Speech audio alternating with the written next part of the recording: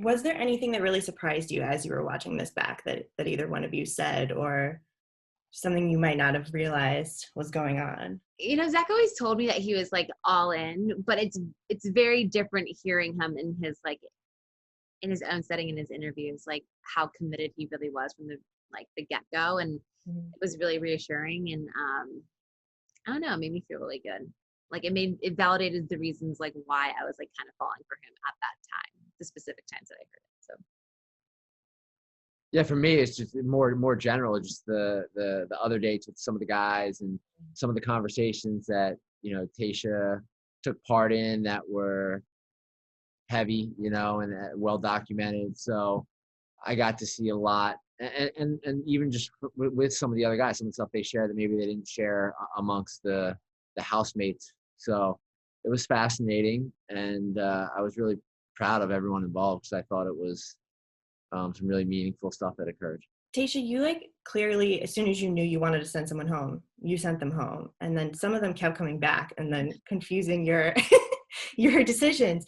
I mean, Zach, what was that like for you to kind of have to watch her, make those decisions and then kind of have to get so emotional about it? Just what is that like to see, especially after the fact, now that you've spent so much time together afterwards? I mean, look, for me, there was a point in time when the whole Bennett and Noah thing was going on that I think Tayshia felt like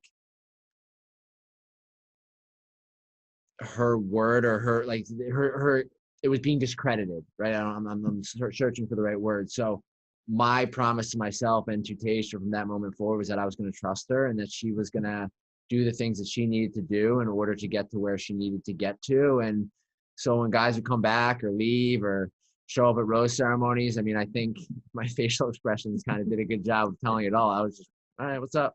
If Tayshia wants you here, you're going to be here. If she doesn't, you're not. I mean, Tayshia, when Ben showed up, were you just kind of come on, guys? I mean, yes, he was the last person I was expecting, but at that point, I was really tired of people knocking at my door. You know what I mean? Because there was always a surprise behind it, and I didn't know. I don't know. It was just a lot, especially on a rose ceremony night, so late. Yeah, he caught me off guard, definitely. I guess what was the moment for each of you that you kind of realized that this was real between you, that this could end in an engagement, after just a few weeks? I knew it was real on the Ferris wheel because I just felt it.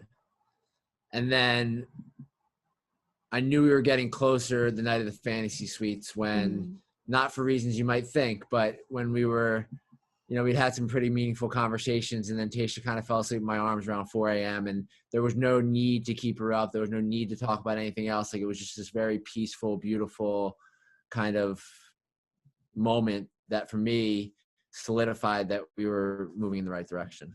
Yeah, I think there were multiple occasions for me, but I think one that just really solidified it for me was watching him interact with my family and having my parents express how much they adored him, and I don't know, they just really, really liked him, and that's really important to me because I'm really close with my family. So that was definitely the push that I needed, just to be you know what, stop looking for the things that could go wrong or the red flags that are not there that you're trying to search for, because it's all good. Watching it back, was there anything you regretted saying? I mean, no.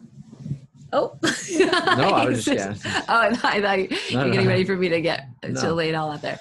No, I don't think so. I mean, I say how I feel in the moment, and I think that I don't have any regrets. I think that I was true to myself, and I did exactly what I needed to do at the moment, right? Absolutely. Yeah. What was it like for you guys to read kind of the social media reactions? Because we were not inside your head. We could only see what we saw. So, seeing Ivan go home without having seen that conversation before was kind of confusing for some people. So what was that like for you to watch and oh, you guys can't see everything, you know what I mean? It's a little difficult at times, but I think people just have to remember, you see 2 hours of, hundreds of hours of footage. And when I make a decision, it's because there's a lot of factors that play into it, and not just because the 1 ounce of footage that you saw. And there were a lot of things that went into that decision of sending Ivan home, or any of the guys home, to be honest. And I think that it sucks to not be able to vocalize everything, but at the same time, I'm happy, and I kind of stay off social media and not read all the comments. It doesn't do anybody good. No. Well, The reality of social media is that for every one negative, there's literally 30 positive, and I think we can do ourselves all a favor, especially in the world today, and just focus on the positive. Yeah.